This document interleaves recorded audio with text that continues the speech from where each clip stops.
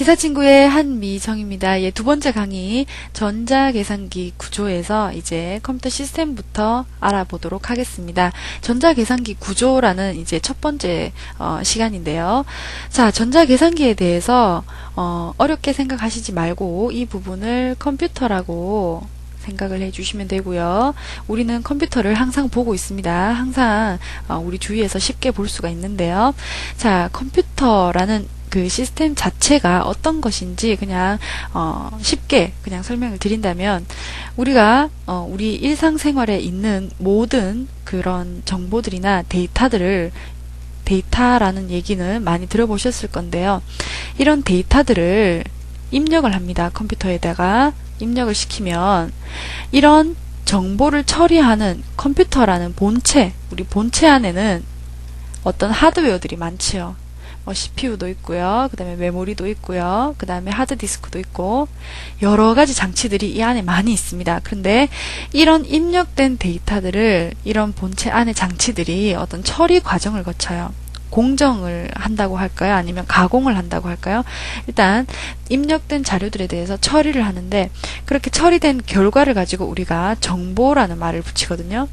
그래서 이 정보를 산출하기 위한 처리 과정에 대해서 우리가 배우도록 하는 거예요. 그래서 컴퓨터 시스템이라는 얘기는 입력 장치와 저런 처리하는 장치들과 그 다음에 출력되는 장치들까지 합쳐서, 이 모든 장치들을 합쳐서 컴퓨터 시스템이다 라고 이렇게 얘기를 하거든요. 자, 이 챕터에서는요, 컴퓨터 구조에 대한 기초에 대해서 한번 알아봅니다. 기초라는 얘기는요, 컴퓨터라는 것이 어떤 정의이며, 그 다음에 컴퓨터라는 것은 어떤 특징을 가지며, 그 다음에 세대별로 어떤 발전을 가지고 왔는지 한번 알아보도록 하고요. 그 다음에 이제 컴퓨터의 기본적인 요소죠. 컴퓨터의 기본 구성이 하드웨어와 소프트웨어로 크게 나눕니다. 그래서 하드웨어라는 것은, 하드라는 뜻은 단단한, 이런 의미가 있죠. 그래서 딱딱한 기계 장치, 우리가 손으로 만질 수 있고요, 눈으로 볼 수 있는 그런 기계 장치들을 하드웨어라고 보시면 되고요. 이런 기계 장치를 동작시키는 눈에 보이지 않는 프로그램이라는 것이 있습니다. 그래서 이런 소프트 자체가 부드러운, 이런 의미가 있죠. 부드러운. 그래서 하드웨어와 대조적으로 프로그램이라는 것이 있는데, 이런 프로그램들이 기계 장치를 동작시키는, 작동시키는 그런 역할을 하게 됩니다. 자, 2003년부터 2005년도까지 첫 번째 챕터가 한 문제 또는 두 문제 정도가 이렇게 꾸준히 출제가 되고 있습니다. 기본적인 내용만 아시면 되기 때문에요, 이 챕터에서는 그렇게 신경 안 쓰셔도 될 것 같아요. 자, 정의라는 것부터 그냥 쉽게 한번 보겠습니다. 아까 말씀드렸지만 프로그램이라는 것이 이제 소프트웨어가 지시를 합니다. 어떻게 하드웨어를 어떻게 동작하라라는 지시를 합니다. 그런 지시하는 절차에 따라서 주어진 범위 안에서 자동으로 대량의 데이터를 고속으로 처리하는 장치를 컴퓨터라고 합니다. 그래서 소량의 데이터 같은 경우에는 인간이 그냥 처리하기에 아무 문제가 없는데, 대량의 데이터 같은 경우에는 인간이 처리하기는 좀 힘들잖아요. 그래서 대량의 데이터를 고속으로 처리하면서 또 자동으로 처리하니까 빨리 처리할 수 있겠죠. 그래서 그 컴퓨터 정의를 이렇게 내리고 있고요. 그 다음에 EDPS라는 말이 있는데요. 일렉트로닉 데이터 프로세싱 시스템이라고 해가지고 전기적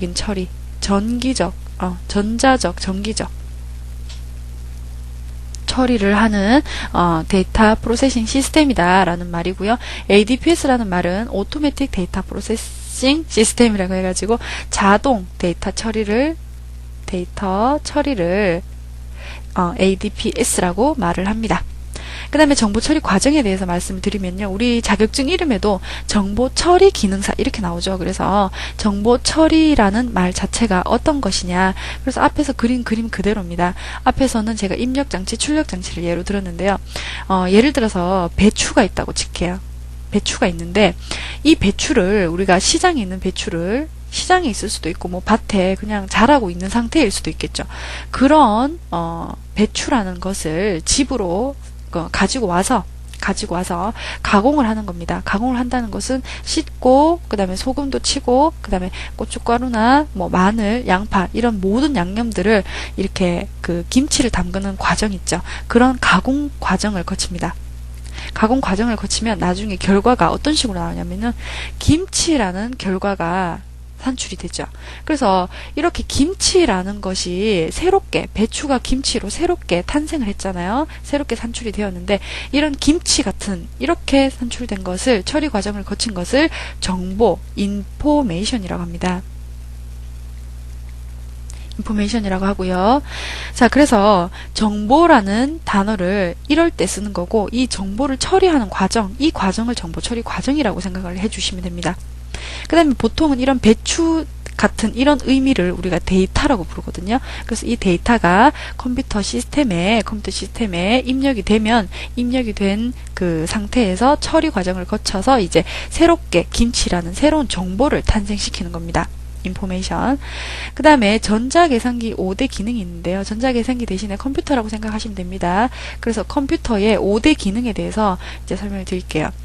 제어라는 말은요. 제어라는 말은 컨트롤이라는 그 단어로 생각을 해주시면 되는데 제어라는 말 자체가 관리한다라고 생각을 해주시면 편하실 것 같아요. 그래서 전자계산기 그 기능 중에서 어떤 관리하는 기능, 너는 이렇게 해라, 너는 이렇게 해라, 이렇게 판단을 해서 관리를 하는 기능이 제어 기능입니다.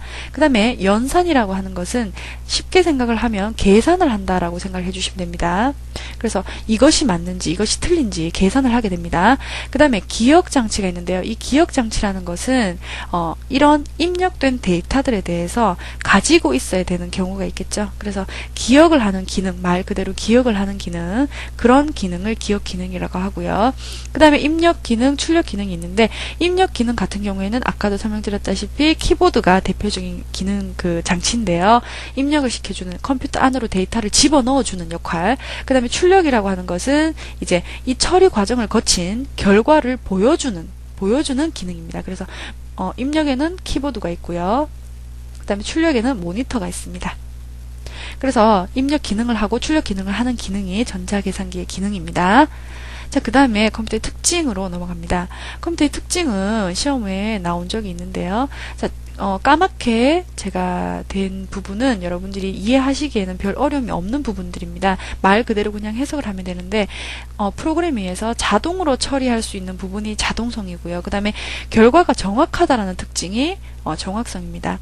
그 다음에 이제 2005년, 2004년에 출제가 되었던 문제인데요. 프로그램이 컴퓨터의 기종에 관계없이 어떤 컴퓨터든지 프로그램이 수행이 될 수 있는 그래서 A라는 컴퓨터에서도 수행이 되고 B라는 컴퓨터에서도 수행이 되는 그런 성질을 호환성이라고 합니다. 호환성 꼭 알아두시고요.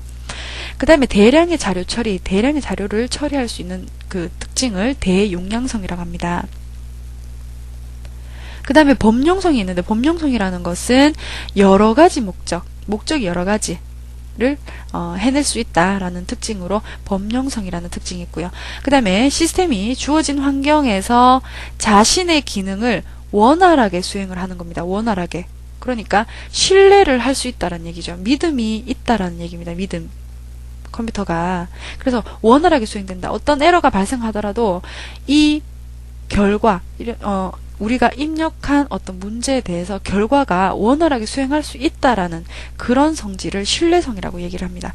그 다음에 신속성이라고 있는데 이것은 처리하는 속도가 신속하게 진행된다라는 것을 신속성의 특징이라고 생각을 해주시면 되고요.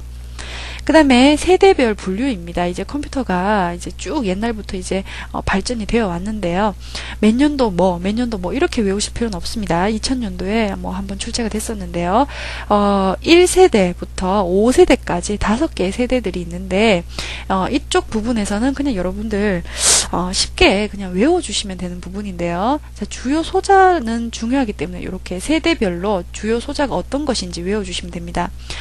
그와 더불어서 이런 특징들도 시험에 한 번씩 나올 수는 있는데요. 한번 보고 가셔야 됩니다. 이쪽에서는. 자, 1세대에서는 진공관이라는 주요 소자를 사용하고요. 2세대에서는 트랜지스터라는 주요 소자를 사용합니다. 자, 트랜지스터라는 말을 지금 제가 하면서 갑자기 생각나는 게 있는데요. 제가 예전에 쪽지 시험을 쳤는데 어떤 학생이 중학생이었어요. 근데 학생이 트랜지스터가 아니라 트랜스젠더로 썼는 거예요. 그래서 그 반 전체가 많이 웃었던 기억이 나는데 여러분들 트랜지스터입니다. 그 다음에 3세대는 집적회로입니다. 집적회로라는 것은 우리가 반도체 칩이라는 얘기 많이 들어보셨을 겁니다. 이런 칩 속에다가 우리가 뭐 더하는 가산의 기능을 하는 장치를 내가 넣고 싶고, 그 다음에 감산, 빼는 역할을 하는 그런 기능을 내가 넣고 싶어요. 그러면 기능이 늘어날 때마다 이 칩 속에 생성되는 그런 그 기능을 하는 것들은 계속 많아지겠죠.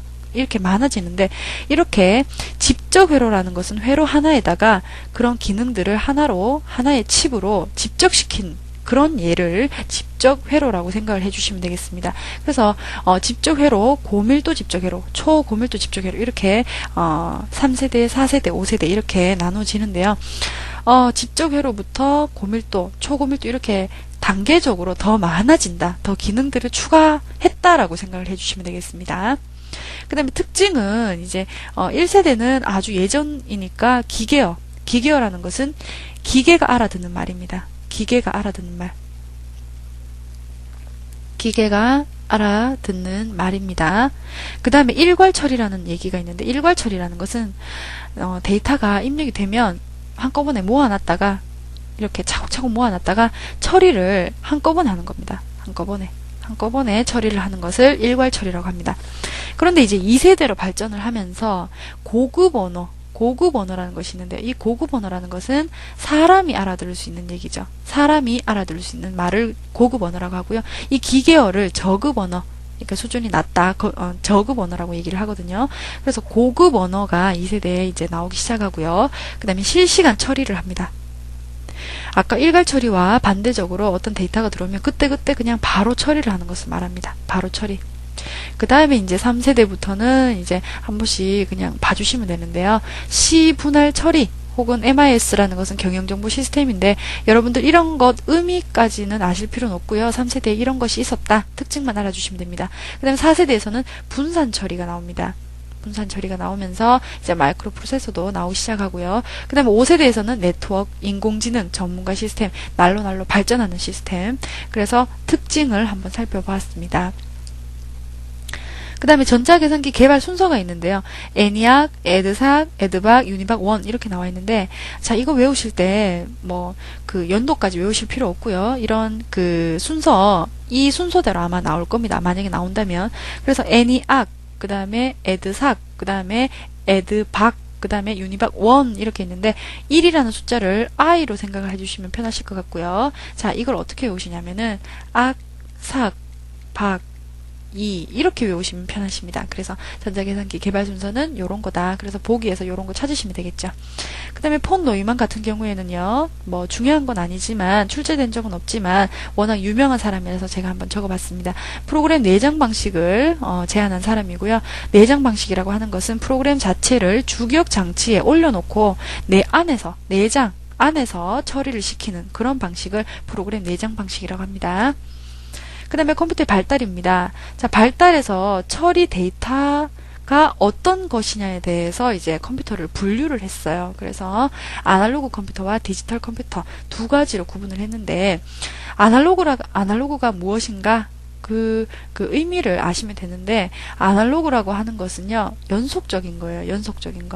연속적이고 셀 수 없는 것을 말합니다. 그래서 지금 2002년도에 문제가 나왔었는데요. 식물의 성장 같은 거, 뭐 키가 크는 속도 이런 거라든지 그런 것들을 표현할 때는 우리가 이산적으로 셀 수 있는 어떤 데이터로서 표현을 할 수가 없습니다. 그래서 셀 수 없는 연속적인 물리량을 이제 입력을 받아요. 아날로그는. 그래서 입력을 받아서 미적분이라는 연산을 통해서 계산을 하고요. 그 다음에 속도는 빠릅니다. 그 연속적인 물리량을 그대로 입력을 받기 때문에. 그 다음에 증폭 회로로 구성을 하고요. 결과가 어떤 결과인지 좀 알아봐 주셔야 되는데 그래프나 곡선으로 출력이 됩니다. 그래서 뭐 지진 일어날 때 우리 뉴스 같은 거 보면 이렇게 출력되는 거 보셨죠? 그래서 이런 그래프 같은 결과는 아날로그가 입력될 때 그래프가 출력이 될 수 있다라는 거 알고 넘어가시면 되고요. 디지털이라고 하는 것은 셀 수 있는 겁니다. 그래서 숫자를 생각하시면 돼요. 숫자. 그래서 숫자화되어 있는 이산 데이터, 그런 데이터들, 숫자 데이터들, 그런 데이터들을 입력을 받아서 사칙 연산을 합니다. 플러스, 마이너스, 곱하기, 나누기, 그런 사칙 연산을 통해서 이제 연산을 하게 되고요. 속도는 이제 아날로그와 반대입니다. 느립니다. 그 다음에 논리 회로를 가집니다. 그 다음에 숫자가 결론으로 나타납니다. 그래서 숫자를 입력받아서 그 숫자들에 대해서 논리적으로 따져보는 그런 회로를 거친 뒤에 숫자가 결론으로 나타나는 그런 형식입니다. 그 다음에 하이브리드 컴퓨터인데 하이브리드 컴퓨터 같은 경우에는 디지털 컴퓨터하고 아날로그 컴퓨터의 장점을 혼합한 겁니다.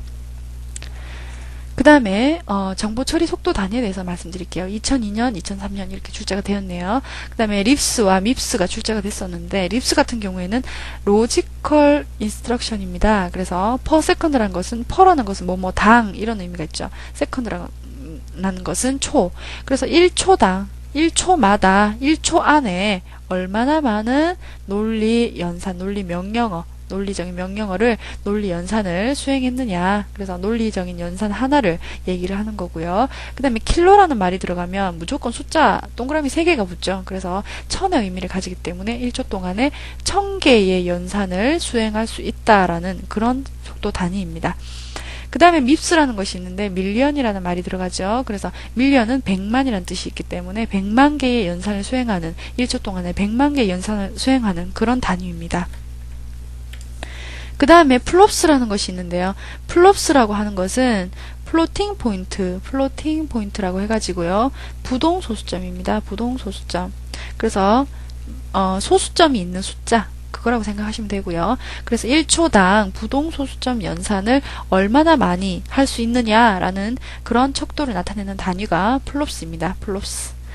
자, 그래서 정보 처리 속도 단위에서는 립스와 밉스가 출제가 됐었고요. 한번 보고 외워주시기 바랍니다.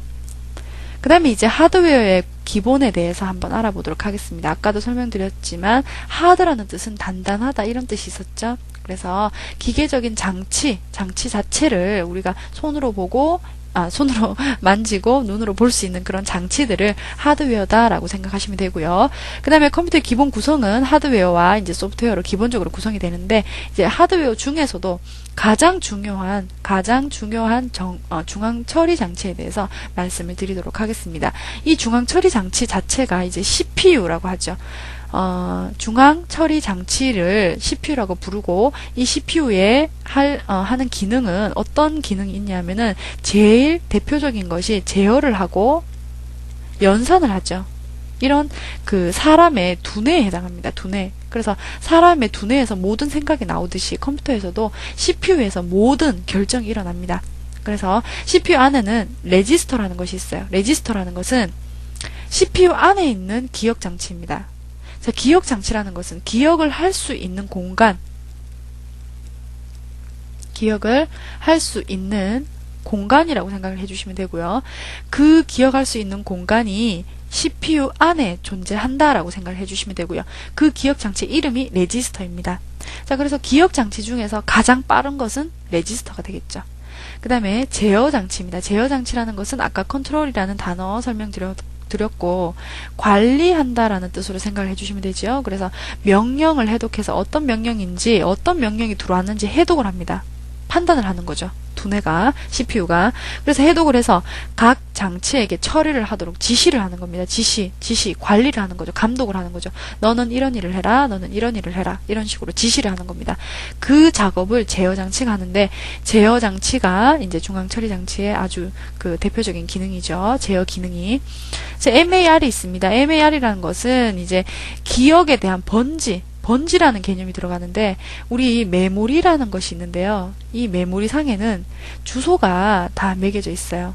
우리 아파트에 각 그 아파트 몇 호 1호 2호 이런 식으로 호수를 우리가 붙이잖아요. 그런 것처럼 그 메모리 하나하나마다의 주소를 다 매겨 놓았기 때문에 1번지, 2번지, 3번지, 4번지 이런 식으로 해서 쭉 자기네들만의 그 자리에 대한 문패라고 생각해 주시면 되거든요. 그래서 그런 주소들이 매겨져 있는데 그런 번지들에 대해서 번지가 어떤 그 데이터가 저장되어 있는 어디에 저장되어 있는지를 알 수 있는 번지가 되는 거죠. 그래서 아파트 몇 동 몇 호에 내가 원하는 데이터가 있는지를 알 수 있는 그런 번지 값이 됩니다. 그래서 그런 번지들을 기억할 수 있는 레지스터가 MAR입니다. 그래서 메모리 어드레스입니다. 그래서 A의 의미는 어드레스 의미고요. R은 레지스터라는 의미입니다. 그 밑에 MBR이라는 것은 메모리 버퍼입니다. 버퍼. 메모리 버퍼 레지스터입니다. 그래서 버퍼라는 것은 일시적으로 기억시키는 공간이죠. 그래서 그냥 기억되는 공간이다 라고 생각을 해주시면 되고요. 그 다음에 IR이라고 하는데 인스트럭션 레지스터라고 해가지고 명령 레지스터입니다. 그래서 명령어가 여기에 들어가는데 현재 수행 중인 명령어입니다. 이거는. 그래서 현재에 대한 현재 수행 중인 명령어가 IR 명령 레지스터에 들어가 있고요. 그 다음에 PC라는 것이 있어요. PC라는 것은 프로그램 카운터라고 해가지고 다음에 수행할 명령어입니다. 다음에. 그래서 다음에 수행할 명령어를 PC에다가 저장시켜 놓습니다. IR과 PC 모두 레지스터이죠. 그래서 CPU 안에 이런 것들이 들어있다라는 얘기입니다. 그 다음에 명령 해독기라는 것이 있는데 말 그대로 명령을 해독하는 그런 장치예요. 그래서 IR에 기억된 명령을 해독해서 제어 신호를 보내는 그런 역할을 하는 장치가 명령 해독기입니다. 여기서는 PC라는 거 아주 중요하고요. 그 다음에 이제 IR도 한번 중요한데 PC가 제일 중요하죠. 자, 이렇게 해서 레지스터에 대해서 한번 알아보았습니다. 그 다음에 중앙처리장치, 이제 아까 제어장치에 대해서 알아봤고요. 이제는 연산장치입니다. 연산이란 말은 앞에서도 설명드렸지만 계산을 하는 곳입니다. 계산을 하는 곳인데요. 어떤 판단을 하기 위해서는 이게 맞는지 틀린지 그런 과정이 있어야 됩니다. 그래서 계산하는 그런 과정을 연산장치에서 담당을 하게 됩니다. 그래서 사칙연산, 논리연산. 사칙연산은 플러스 마이너스 그런 사칙연산. 그 다음에 논리연산은 맞느냐 틀리느냐 이런 논리적인 연산. 그런 것들이 수행되고 난 뒤에 이제 비교를 하고 판단을 하게 됩니다. 맞는지 틀린지. 그 다음에 누산기라는 것이 이제 연산장치 안에 들어가 있는데요. 자, 누산기라고 하는 것은 결과가 저장되는 곳입니다. 결과. 그래서 이 누산기라는 것은 누적된다라고 생각해 주시면 되거든요. 누적된다라고 생각해 주시면 돼요. 그래서 가상기라고 하는 또 기능이 있는데 이것은 더하는 일을 합니다. 더하는 일을. 그래서 누산기에 있는 어떤 데이터가 있다면 그런 데이터와 데이터 레지스터, 데이터가 들어있는 레지스터에 있는 값을 더해서 누적을 시키는 거예요. 다시 누산기에다가. 그래서 누산기에 원래 있던 거를 다시 가상기에서 다시 데이터 레지스터와 더해가지고 가상기는 더하는 일을 하는 거죠. 그렇게 더해서 다시 결과를 누산기에다가 다시 저장을 시키는 그런 역할을 이제 누산기가 담당을 하고요. 그 다음에 가상기는 더하는 일을 하는 거고요. 그 다음에 데이터 레지스터는 데이터들을 연산할 때 이제 저장을 해놨다가 이제 나중에 연산할 때 더할 때 이제 여기서 바로 위에서 데이터 레지스터가 쓰였죠. 이런 식으로 일시적으로 저장되어 있는 데이터들이 이제 데이터 레지스터 안에 들어가 있는 거고요. 그 다음에 이제 상태 레지스터가 나오는데 이 부분이 아주 중요합니다.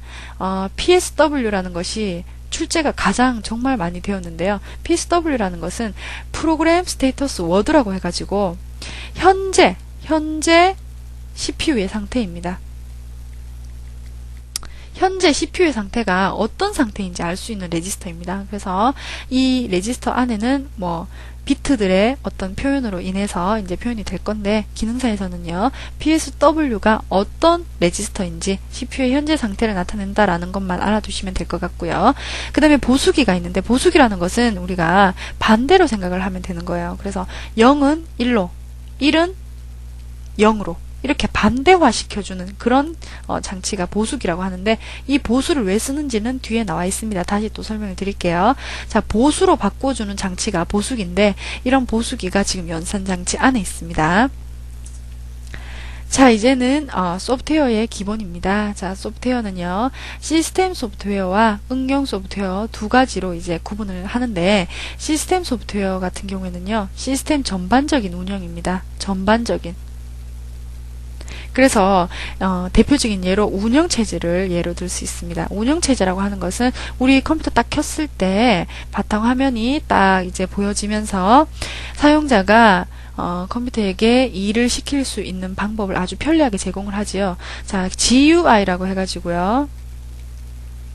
그래픽 유저 인터페이스입니다. 이 유저들에게 그래픽으로 환경을 제공하는 거예요. 예전에는 CUI라고 해가지고 캐릭터 유저 인터페이스였어요. 그래서 명령어를 직접 입력하는 방식이었습니다. 그런데 이제는 그래픽적으로 친숙하게 그래픽으로 아이콘이나 그런 모양들을 이제 그 유저들에게 보여주면서 일을 시키는 방법도 그런 아이콘들을 더블 클릭하면 바로 실행이 되도록 한다든지 그런 식으로 그래픽적으로 구현을 한 환경이 GUI 환경이라고 합니다. 그래서 이런 운영체제 자체를 시스템 소프트웨어라고 보시면 됩니다. 그 다음에 응용 소프트웨어가 있는데요. 응용 소프트웨어라는 것은 특정한 업무를 수행하는 겁니다. 특정한 업무. 그래서 예를 들면 한글 2005 같은 거 혹은 뭐 엑셀 같은 거 워드나 스프레드시트 이렇게 예를 들어 놨는데요. 한글이나 엑셀 같은 그런 프로그램들을 응용 소프트웨어라고 하고요. 다 이렇게 뭐 이런 응용 소프트웨어들은 돈을 주고 사야 되죠. 물론 시스템 소프트웨어도 일단 우리가 컴퓨터를 살 때 다 지불을 하지만요. 자, 그 다음에 시스템 소프트웨어 안에도 이제 운영체제에 대해서 제가 아까 그냥 잠깐 설명을 드렸지만 하드웨어, 기계와 사용자는 인간, 기계와 인간의 인터페이스를 위한 프로그램입니다. 그래서 CUI라는 그 예전의 방식이 있었고 지금은 GUI 방식이라서 사용자가 사용하기에 친숙하고 편리하게 이제 기계하고 이제 인터페이스를 할 수 있는 방법을 제공한다라고 설명드렸고요. 운영체제의 가장 대표적인 거 여러분들 많이 쓰고 계신 게 지금 XP죠. 윈도우즈 XP라고 생각하시면 되겠습니다. 그 다음에 이제 이 운영체제 안에는 제어 프로그램과 처리 프로그램이 있습니다. 자, 제어 프로그램 같은 경우에는 어떤 일을 하는지 말 그대로 컨트롤을 하는 기능입니다. 컨트롤을 하는데 컴퓨터 시스템의 전체적인 상태를 검사를 하는 것이 감시 프로그램이라고 합니다. 감시 프로그램. 그래서 전체적인 것을 감시한다라고 생각하시면 되겠죠. 그 다음에 작업 관리 프로그램이 있는데요. 이런 것들은 작업에 관련된 일이기 때문에 우리가 데이터를 입력하면은 그 안에서 어떤 처리를 할 수 있는지 그런 처리에 대해서 관리를 하는 부분이 작업 관리입니다. 그 다음에 데이터 관리라고 있는데요. 이런 데이터 관리 같은 경우에는 여러 가지의 데이터들이 이제 입력이 될 거란 얘기죠. 그런 것들을 이제 표준화해서 이제 관리를 하는 표준화해서 어떤 표준적으로 관리를 하는 그런 프로그램을 데이터 관리 프로그램이라고 합니다. 그 다음에 처리 프로그램이라고 있는데요. 이제 처리를 함에 있어서 우리가 언어 번역이라는 처리를 해줘야 돼요. 언어 번역이라는 것은 왜 필요하냐면은 기계는 기계어로 얘기를 할 거고 사람은 사람이 하고 싶은 말을 할 거죠. 근데 사람이 전달하고자 하는 어떤 문제가 있다면 그 문제를 기계에게 인식을 시켜줘야 됩니다. 그런데 인식을 시켜주는 방법 자체를 사람 형태로 지금 입력을 시켜놨기 때문에 안에서는 언어를 번역을 시켜가지고 기계가 알아들을 수 있도록 번역을 시켜줘야 됩니다. 그런 처리 프로그램을 언어 번역 프로그램이라고 하고요. 그 다음에 서비스 프로그램이 있는데 이제 서비스로 말 그대로 서비스하는 프로그램인데요. 유틸리티 프로그램 같은 거 그런 것들을 미리 회사에서 미리 프로그램 해가지고 제공을 하는 그런 프로그램들을 서비스 프로그램이라고 합니다. 그 다음에 문제 처리 프로그램이 있는데요. 이런 것들은 이제 업무에 적용해가지고 그에 따라 자기들 마음대로 이제 작성한 그런 프로그램들을 문제 처리 프로그램들이라고 하고요.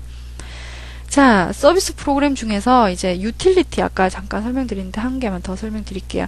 유틸리티 같은 경우에는 어떤 것들이 있냐면 우리 뭐 디스크 공간 늘림 같은 거 있죠. 시스템 도구 같은 뭐 그런 것들 이미 운영체제 안에 이제 다 있는 거죠. 그런 것들을 이제 유틸리티라고 하는데요. 서비스 프로그램은 그렇게 이해하시면 되고 그 다음에 언어 번역기입니다. 언어 번역기는 아까 처리 프로그램에서 첫 번째로 말씀을 드렸는데요. 이 부분에서는 이제 컴파일러랑 인터프리터 이 두 가지가 출제 빈도가 높습니다. 컴파일러 같은 경우에는요. 이제 사람의 말을 기계가 알아들을 수 있는 말로 번역을 시켜주는데 한꺼번에 번역을 합니다. 한꺼번에 번역을 하는 것을 컴파일러라고 하고요. 그 다음에 인터프리터 같은 경우에는 스무고개 있죠. 우리 스무고개처럼 한꺼번에 번역을 하는 것이 아니라 한 고개 넘고 난 뒤에 두 번째 고개를 넘고 두 번째 고개를 넘고 난 뒤에 세 번째 고개를 넘고 뒤에는 뭐가 있는지 상관하지 않고 나는 오로지 한 고개에만 신경을 쓴다라는 그런 개념입니다. 그래서 줄 단위로만 번역을 하거든요. 줄 단위로. 그래서 컴파일러의 특징은 전체를 한꺼번에 번역하기 때문에 목적 프로그램이라는 것을 생성을 합니다. 그 부분은 이제 밑에 또 있기 때문에 설명을 그때 또 드릴게요. 일단은 컴파일러 같은 경우에는 목적 프로그램을 생성을 하기 때문에 약간 그 인터프리터가 틀린 점이고요. 그 다음에 인터프리터 같은 경우에는 행 단위로, 줄 단위로 번역을 하기 때문에 목적 프로그램을 생성하지 않습니다. 생성하지 않죠. 자, 한꺼번에 이제 생성을 하니까 그 컴파일러 같은 경우에는 아주 수행 속도가 빠르다라는 특징을 가지고 있고 줄 단위로 번역하기 때문에 20곡에 다 넘어갈 때까지 우리가 기다려야 되겠죠. 그래서 속도는 조금 느립니다. 자, 언어 번역 과정입니다. 자, 언어 번역 과정에서 한 번씩 출제가 잘 되고 있는데요. 자, 소스라는 말 자체가 있는데 이 부분에 대한 의미가 뭐냐면은 사용자가 직접 작성한 그런 프로그램을 말합니다. 그 소스 프로그램이라고 얘기를 하는데요. 사용자는 사람이 하고 싶은 말, 한글을 그냥 쓰면 될까요? 그게 아니라 프로그래밍 언어가 또 따로 있습니다. 프로그램을 할 수 있는 그런 언어가 있는데요. 그런 기계가 알아들을 수 있는 언어로 작성을 해서 일단 작성을 해가지고 자, 번역을 합니다. 기계가 알아들을 수 있는 말로 완전히 기계가 알아들을 수 있도록 컴파일러라는 프로그램이 이제 번역을 합니다. 그렇게 번역을 하고 나면 제가 아까 설명드린 목적 프로그램이 생성이 됩니다. 자, 목적 프로그램은 번역을 했기 때문에 기계어로 바뀐 걸 얘기합니다. 기계어로 바뀐 거. 그래서 기계어로 바뀐 이 목적 프로그램이 그냥 바로 기계가 알아들을 수 있도록 되는 것이 아니라 연계 편집 과정을 거치거든요. 연계 편집이라는 것은 어떤 거냐면은 실제적으로 이제 기계가 실행을 할 수 있도록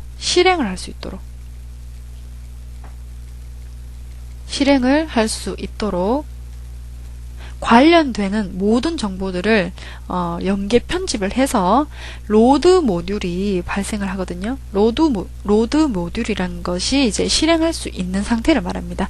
실행할 수 있는 상태. 그래서 실행할 수 있는 상태가 되면 이제 로더라는 프로그램이 이제 메모리에 올려서 메모리에 적재를 시켜서 실행이 되는 겁니다. 실행 자체는 결과라고 보시면 되고요.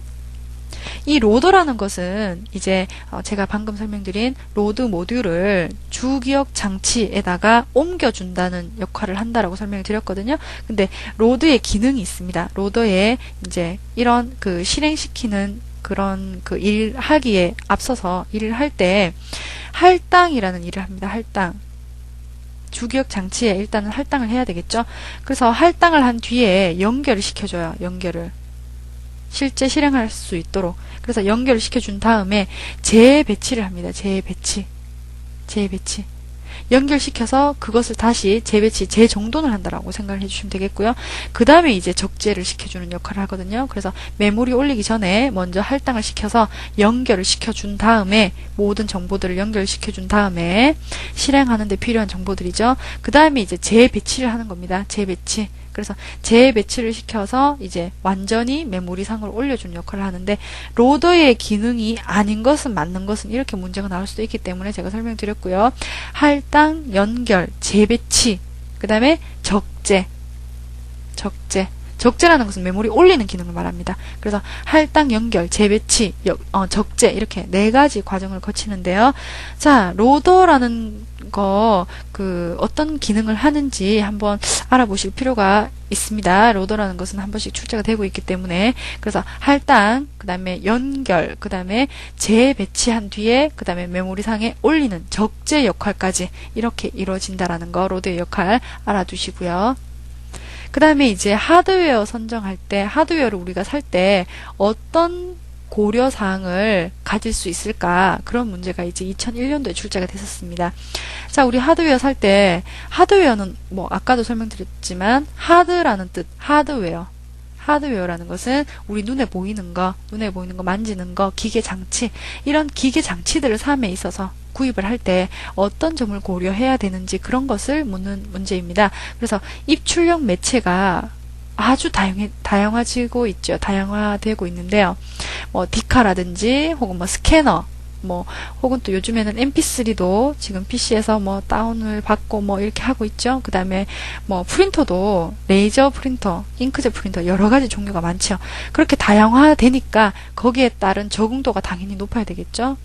그래서 새로 산 그런 입력, 출력 그런 장치들을 우리가 이 PC상에서 이제 호환이 잘 되도록 적응할 수 있는 그 적응도가 높아야지만 이 하드웨어를 잘 샀다 이렇게 생각할 수 있는 겁니다.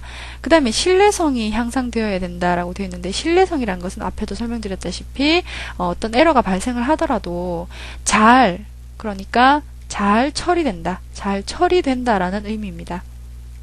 잘 처리될 것이다 라는 그런 성질, 그래서 잘 처리된다라는 신뢰성, 믿을 수 있는 성질, 그런 것들이 향상되어야 된다라는 뜻입니다. 그 다음에 신속한 처리 능력, 당연히 신속한 처리 능력은 당연한 겁니다. 그래서 처리 능력이 빨리빨리 수행이 되어야 되는 거죠. 그래서 너무 느리면 그것은 올바르게 구입한 것이 아니다라고 그 결정을 낼 수 있는 겁니다. 그 다음에 컴퓨터 시스템의 성능 평가 기준인데요. 자, 컴퓨터 시스템이 어떤 평가 기준으로 그 성능을 이제 성능이라는 것을 우리가 판단을 할 수 있는지. 자, 첫 번째는 처리 능력입니다. 얼마나 어렵고 얼마나 복잡한 일들을 처리할 수 있는지의 능력입니다. 어떤 일들을 처리할 수 있는지의 능력. 그 다음에 응답 시간이라고 하는 것은 내가 어떤 작업을 줬는데 이 작업에 대한 처리 과정을 거쳐서 우리가 결론을 내야 되죠. 결론을 내야 되는데 이런 처리 과정이 너무 느려가지고 응답 시간, 대답을 늦게 해준다는 얘기죠. 결론이 늦게 나온다는 얘기입니다. 그러면 응답 시간이 늦다라는 얘기는 성능이 별로 안 좋다 이렇게 얘기할 수 있는 겁니다.